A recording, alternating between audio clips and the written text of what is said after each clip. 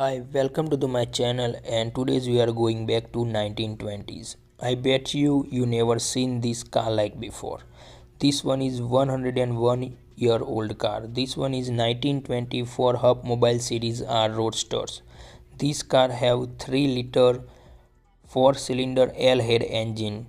It generates 37 horsepower with 3-speed manual gearbox, and it goes up to 44 hour per mile top speed.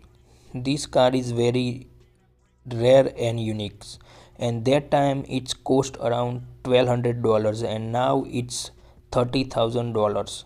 So hit the follow and like button to vintage and unique car update.